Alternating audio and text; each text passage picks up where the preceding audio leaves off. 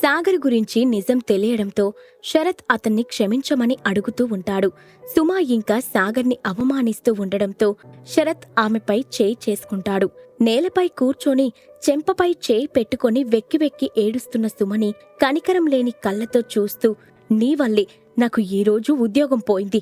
ఎక్కడికి వెళ్ళినా ఊరికే ఉండవు కదా, ఏదో ఒక గొడవ నెత్తిన తెచ్చి పెడుతూ ఉంటావు అని కసరుకోవడం మొదలుపెట్టాడు శరత్. సుమను అలా చూసేసరికి అఖిల గుండె తరుక్కుపోయింది. ఆమెను ఓదార్చుదామని దగ్గరికి వెళ్లబోయేసరికి సాగర్ అఖిల చేతిని పట్టుకొని ఆపేశాడు. మనం ఒకళ్ళపై జాలి పడే ముందు ఇంతకుముందు వాళ్ళు మనతో ఎలా ప్రవర్తించారో గుర్తుపెట్టుకోవాలి. ఎదుటి వాళ్ళ ప్రవర్తనను బట్టి మనం పద్ధతి మార్చుకోవాలి తప్ప అందరితోనూ మంచిగా ఉంటే ఈ సమాజంలో ముందుకు వెళ్ళలేము అని వీలైనంత మృదువుగా అఖిలకు వివరిస్తూ ఆ షోరూం ఎగ్జిట్ గేట్ వైపు అడుగులు వేశాడు సాగర్. అతను డోర్ ఓపెన్ చేసి బయటకు వెళ్తూ ఉండగా వినయంగా తలదించుకొని అతన్ని ఫాలో అయ్యాడు గౌతమ్. అప్పుడు సాగర్ అతని భుజం తడుతూ, అక్కడ డిస్ప్లేలో పెట్టిన పింక్ స్పోర్ట్స్ కార్ నా భార్యకి బాగా నచ్చింది. హైదరాబాద్లో కొత్తగా కన్స్ట్రక్ట్ చేస్తున్న క్లోవర్ మ్యాన్షన్కి ఆ కార్ని పంపించు అని ఆర్డర్ వేస్తున్నట్టుగా చెప్పాడు. మీరు ఆ మ్యాన్షన్కు చేరుకునే ముందే కార్ అక్కడ ఉంటుంది అని నమ్మకంగా చెప్పాడు గౌతమ్. హా, మర్చిపోయాను, పేమెంట్ గురించి మాట్లాడ్డానికి నా సెక్రటరీ నీకు కాల్ చేస్తుంది అని నుదుటి మీద చేయి వేసుకుని చెప్పాడు సాగర్. మీలాంటి వాళ్ళ దగ్గర పేమెంట్ గురించి ఎందుకు చూసుకుంటాను? మీరు నా షోరూంలో అడుగు పెట్టారు, నాకంతే చాలు అని సాగర్ని ఆకాశానికి ఎత్తేస్తూ అన్నాడు గౌతమ్. అతని మాటలు విని చిన్నగా నవ్వుకుంటూ, పవర్ ముందు ప్రతి ఒక్కడు లొంగుతాడు. ఒకప్పుడు వీడు నాకు ఎంత యాటిట్యూడ్ చూపించేవాడు, ఇప్పుడు మీరు అని మర్యాదిచ్చి మాట్లాడుతున్నాడు అని మనసులో అనుకున్నాడు సాగర్. ఆ తర్వాత అఖిలతో కలిసి బయటకు వెళ్లిపోయాడు. అతను అలా వెళ్లగానే గౌతమ్ పాకెట్లోంచి తన ఫోన్ తీసి కావ్యకి కాల్ చేశాడు. మరోవైపు ఖమ్మంలో ఉన్న జయదేవ్ బిల్లా ఇంట్లో నందకిషోర్ అలాగే రాఘవ్ బిల్లా ఏదో సీరియస్ డిస్కస్ చేసుకుంటూ ఉన్నారు. సాగర్ ఎందుకు వెళ్ళిపోయాడు, అసలు ఎప్పుడు తిరిగి వస్తాడో నీకు తెలుసా? అతను ఇక్కడ లేకుండా కృష్ణకుమార్ ఇష్యూని మనం సెటిల్ చేయలేం అని ఆందోళనగా అన్నాడు రాఘవ్ బిల్లా. ఇక్కడ్నుంచి వెళ్లిపోతున్న విషయం సాగర్ నాకు చెప్పలేదు, కానీ 2 రోజుల క్రితం కాల్ చేసినప్పుడు మాత్రం వెంటనే వస్తానని చెప్పాడు అని మొహంలో ఎటువంటి ఎక్స్ప్రెషన్ లేకుండా సమాధానమిచ్చాడు నందకిషోర్. ఈలోపు కృష్ణకుమార్ ఇక్కడ ఎలాంటి స్టెప్ తీసుకుంటాడో అని ఏదో ఆలోచిస్తూ అన్నాడు రాఘవ్ బిల్లా. నువ్వు వాడి గురించి అంత టెన్షన్ పడాల్సిన అవసరం లేదు. విశ్వ ఆర్గనైజేషన్ వాళ్ళు అతని మీద ఒక కన్నేసి ఉంచారు. ముందులాగా అతని ఆటలు ఇకపై కొనసాగవు అని నమ్మకంగా చెప్పాడు నందకిషోర్. అవుననుకో, కానీ ఇప్పుడు ఆ ఆర్గనైజేషన్ కూడా చిక్కుల్లోనే ఉంది. 2 రోజుల్లో సాగర్తో మాట్లాడి తేలుస్తామని ఇక్కడి ప్రజలకు మనం మాటిచ్చాము. సమయం మించిపోతుంది, కానీ ఆ విషయం మాత్రం ఓ కొలిక్కి రావట్లేదు. ఇలానే ఉంటే ప్రజల్లో మన పట్ల వ్యతిరేక భావం పెరిగిపోతుంది అని నిట్టూరుస్తూ అన్నాడు రాఘవ్ బిల్లా. నందకిషోర్ మాత్రం అతని మాటలను పట్టించుకోకుండా మ్యాగజైన్లోని పేజీలు తిరగేస్తూ ఉన్నాడు. దాంతో రాఘవ్ సీరియస్గా మొహం పెట్టి, నందా, నేనేమన్నా నీకు సినిమా కథ చెప్తున్నానా? ఓ పక్క సీరియస్ విషయం మాట్లాడుతూ ఉంటే నీ పాటికి నువ్వు తాపీగా పేజీలు తిరిగేస్తున్నావేంటి అని విసుక్కుంటున్నట్టుగా అన్నాడు. ఇలాంటి ఫ్రెండ్ ఉండడం నిజంగానే అదృష్టం.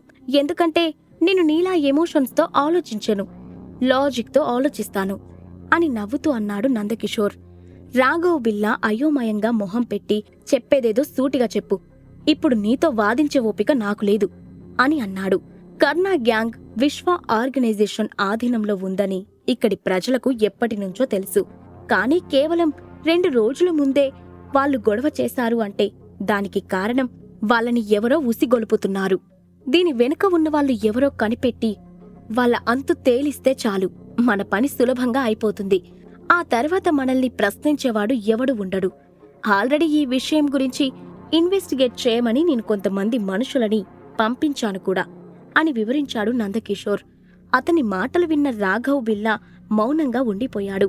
అదే సమయంలో నందకిషోర్ ఫోన్ రింగ్ అవడంతో స్క్రీన్పై కనిపిస్తున్న వ్యక్తి పేరు చూసి చిన్నగా నవ్వుతూ, నా మనుషులు సూపర్ ఫాస్ట్గా ఉన్నారు, అప్పుడే ఈ కుట్ర వెనుక ఉన్నదెవరో కనిపెట్టేశారనుకుంటా అంటూ ఉత్సాహంగా కాల్ లిఫ్ట్ చేశాడు.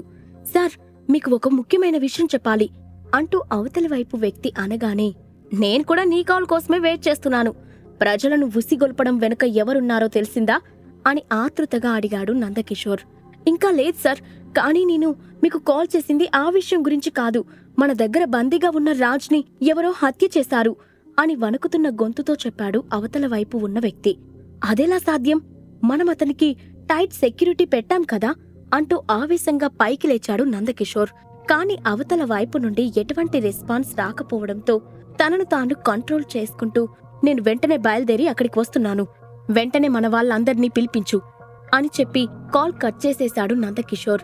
మరోపక్క హైదరాబాద్ సిటీలో సాగర్ అలాగే అఖిల ఒకరితో ఒకరు టైం స్పెండ్ చేసి తిరిగి అరిటాకు హోటల్కి వెళ్లారు. అప్పటికే అక్కడ సూట్ రూంలో శైలజ తన ఫ్రెండ్స్తో డిస్కషన్ మొదలు పెట్టేసింది. ఆ రూమ్ డోర్ ఓపెన్ చేసుకుని సాగర్ అఖిల లోపలికి వెళ్లడం ఆలస్యం. శైలజ వాళ్ళిద్దరిని చూసి చేత్తోనే దిష్టి తీస్తూ, నా అల్లుడు కూతురు తిరిగి వచ్చేశారు అని నవ్వుతూ అంది. ఆమె మాటలు వినగానే పట్టుచీరలో పెళ్లికి ముస్తాబైనట్టు వచ్చి పేకాట ఆడుతున్న నలుగురు ఆడవాళ్లు తల తిప్పి సాగర్ని చూశారు. అఖిల చిన్నగా నవ్వుతూ శైలజ పక్కన వెళ్లి కూర్చుంది. శైలజ, నీ అల్లుడు చాలా హ్యాండ్సమ్గా ఉన్నాడు. ఎంతైనా స్వప్నలో గ్రూప్ సీఈఓ కదా అంటూ తను కూర్చున్న చోట నుండి లేచి సాగర్కి దగ్గరగా వెళ్లి, మా అబ్బాయికి మీ కంపెనీలో ఏదైనా మంచి పోస్ట్ ఇవ్వొచ్చు కదా అని నవ్వుతూ అడిగింది అక్కడ ఉన్న ఒక ఆవిడ. సాగర్ దానికి సమాధానం ఇవ్వకుండా మొహమాటంగా నవ్వుతూ అక్కడి నుండి లోపలికి వెళ్లిపోయాడు. అతడు రూమ్ డోర్ లాక్ చేసి దీర్ఘంగా నిట్టూరుస్తూ, అనవసరంగా ఈ టైంలో ఇక్కడికి వచ్చినట్టున్నాను, అయినా ఊసర వెళ్లి కూడా అత్తగారిలా వేగంగా రంగులు మార్చలేదు అనుకుంటూ తనలో తాను నవ్వుకున్నాడు. మరోవైపు గౌతమ్ సాగర్ని కలిశాడు అని తెలిసి హడావుడిగా అతని షోరూంకి చేరుకుంది కావ్య. సాగర్ హైదరాబాద్కి ఎప్పుడు వచ్చాడు అని అడిగింది కావ్య. ఏమో నాకు తెలీదు. నా అదృష్టం బావుండి పొద్దున స్టాఫ్ ఒకరు కాల్ చేసి షోరూంలో గొడవ జరుగుతుంది అంటే అదేంటో తేలుద్దామని నేనే వచ్చాను. ఒకవేళ మనుషుల్ని కనుక పంపించి ఉంటే సాగర్ ధాటికి ఈ షోరూం టాప్ లేచిపోయి ఉండేది అని తన నుదిటి నుండి కారుతున్న చెమటను తుడుచుకుంటూ చెప్పాడు గౌతమ్. అతని మాటలు విన్న కావ్య మౌనంగా ఏదో ఆలోచిస్తూ ఉండిపోయింది. ఆమె ఎదురుగా ఉన్న టేబుల్పై పెట్టి ఉన్న సిగరెట్ను అందుకొని దాని పొగ పీలుస్తూ కళ్ళు మూసుకున్నాడు గౌతమ్. కావ్య, ఈరోజు నేను సాగర్ని కలిసినప్పుడు అతని కల్టివేషన్ ఏ లెవెల్లో ఉందో గెస్ చేయలేకపోయాను. అతని చుట్టూ స్ట్రాంగ్ ఆరా ఉంది. దాని అర్థం అతను మళ్లీ కల్టివేషన్లో హయ్యర్ లెవెల్కి రీచ్ అయ్యాడని అని జెలస్గా చెప్పాడు గౌతమ్. వాస్తవానికి కల్టివేషన్ చేసే వారందరూ కూడా ఎదుటి వ్యక్తి ఏ లెవెల్లో ఉన్నాడో సులువుగా గ్రహించగలుగుతారు. కానీ ఒకవేళ ఎవరైనా కల్టివేషన్లో హైయెస్ట్ లెవెల్కి రీచ్ అయి తన స్పిరిచువల్ ఎనర్జీతో ఐడెంటిటీని దాచుకోగలిగాడంటే మాత్రం అతని గురించి కనుక్కోవడం అసాధ్యమైపోతుంది. ఉదయం షోరూంలో సాగర్ని చూసి గౌతమ్ అతనికి అతి మర్యాద ఇస్తూ వినయంగా నటించడానికి కారణం కూడా సాగర్ హైయెస్ట్ లెవెల్కి రీచ్ అవడమే. Sagar intelligent and calculative person. అతనికి చాలా టాలెంట్ కూడా ఉంది. ఒకప్పుడు తన దగ్గర ఆల్కెమీ నేర్చుకోవాలని చాలా ట్రై చేశాను, కానీ తన నుండి నాకు రిప్లై రాలేదు అని డిసప్పాయింటెడ్ గా మొహం పెట్టి నెమ్మదిగా చెప్పింది కావ్య. ప్రస్తుతం కేదార్, మేనక ఇద్దరు సాగర్ వైపే ఉన్నారు. అదీ కాకుండా తన చేతిలో స్వప్నలో గ్రూప్ ఉంది. ఇవన్నీ చూసుకుంటే ప్రస్తుతం హైదరాబాద్లో తనే నంబర్ 1 గా ఉన్నాడు. ఇప్పుడు కనుక మనం యాక్షన్ తీసుకోకపోతే మళ్లీ హైదరాబాద్లో టాప్ 1 పొజిషన్కి ఎప్పుడూ రాలేము అని పొగ వదులుతూ చెప్పాడు గౌతమ్. సాగర్ ఎప్పుడో మనల్ని మించిపోయాడు. మన జీవితాంతం ట్రై చేసినా మనం అతన్ని ఓడించలేము అని ఖచ్చితంగా చెప్పింది కావ్య. ఆ విషయం నాకు తెలుసు. నేను కేవలం సాగర్తో ఫ్రెండ్షిప్ చేయడం గురించి మాత్రమే మాట్లాడుతున్నాను. అతను మన పక్షాన ఉంటే తర్వాత మనకి ఎటువంటి ఇబ్బంది రాదు అని చెప్పాడు గౌతమ్. హా, ఇంతకుముందు నేను అదే ప్లాన్ చేశాను. అఖిల వాళ్ళని ఎవరో కిడ్నాప్ చేసినప్పుడు వాళ్ళని సేవ్ చేసి సాగర్కి దగ్గరవ్వాలి అనుకున్నాను. కానీ బ్యాడ్ లక్. కిడ్నాపర్స్ గురించి పూర్తి ఇన్ఫర్మేషన్ నాకు వచ్చేలోపే ఎవరో అఖిల వాళ్ళని సేవ్ చేసేశారు అని దీనంగా మొహం పెట్టి చెప్పింది కావ్య. అయిందేదో అయిపోయింది. ఇప్పుడు సాగర్కి దగ్గరయ్యే మార్గాల గురించి ఆలోచించు అని చెప్పాడు గౌతమ్. అతడు అలా చెప్పగానే కావ్య ఆలోచనలో పడింది. కొన్ని క్షణాల పాటు అక్కడ నిశ్శబ్దం అలముకుంది. అంతలో ఏదో గుర్తుకు రావడంతో కావ్య ఎగ్జైటెడ్గా గౌతమ్ వైపు చూస్తూ, మురారికి సాగర్ చాలా క్లోజ్ అని నీకు తెలుసా అని అడిగింది. దానికి గౌతమ్ నిలువుగా తల ఊపుతూ, అవును, వాళ్ళిద్దరూ బ్రదర్స్ లాంటి వాళ్ళని బయట చాలామంది అనుకుంటూ ఉంటారు అని అన్నాడు. ప్రస్తుతం మురారి ఫ్యామిలీ దయనీయ స్థితిలో ఉంది.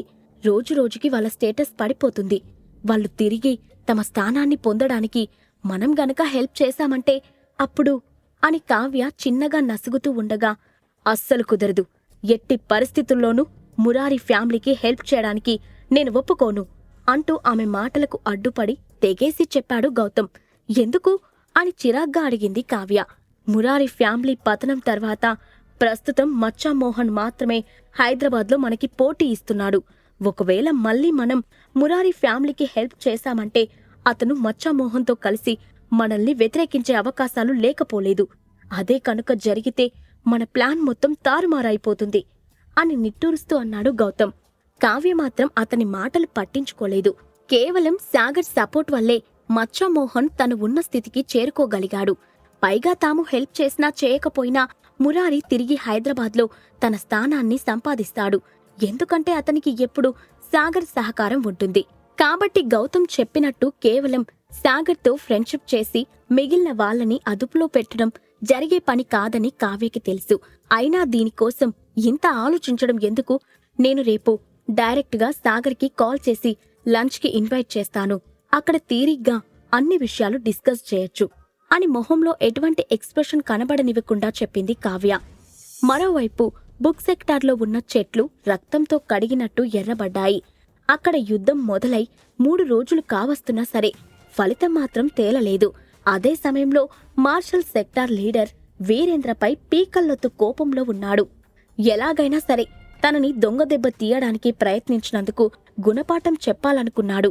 కాని మధ్యలో బలదేవ్ కల్పించుకొని వాళ్ళిద్దరికీ సర్ది చెప్పాడు. దాంతో యుద్ధం ముగిసిన తర్వాత అతని సంగతి చూడొచ్చు అనుకున్నాడు. మార్షల్ లీడర్ అలాగే బలదేవ్ రాకతో బుక్ సెక్టార్ వాళ్ల స్ట్రెంత్ బాగా పెరిగింది. నెమ్మదిగా వాళ్ళు యుద్ధంలో పట్టు సాధిస్తూ ఉండగా ఐరన్ ఈవిల్ అలయన్స్ కి సంబంధించిన ఒక వ్యక్తి తన లీడర్ దగ్గరికి వెళ్లి, ఇప్పటివరకు మనవాళ్లు 30,000 మంది ప్రాణాలు కోల్పోయారు, 13,000 మంది తీవ్రంగా గాయపడ్డారు, మనం తెచ్చుకున్న పవర్ పిల్స్ కూడా అయిపోయాయి, ఇది ఇలాగే కొనసాగితే మన ఓటమి తప్పదు అని సూటిగా చెప్పాడు.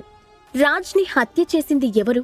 ఐరన్ ఈవిల్ అలయన్స్ వాళ్లపై బుక్ సెక్టార్ వాళ్ళు విజయం సాధిస్తారా? ఈ ప్రశ్నలకు సమాధానాలు తెలుసుకోవాలంటే నెక్స్ట్ ఎపిసోడ్ వినాల్సిందే. క్రింద ఇచ్చిన లింక్ ని క్లిక్ చేసి పాకెట్ ఎఫ్ఎం యాప్ ని ఇన్స్టాల్ చేసుకోండి. Stay tune to pocket FM.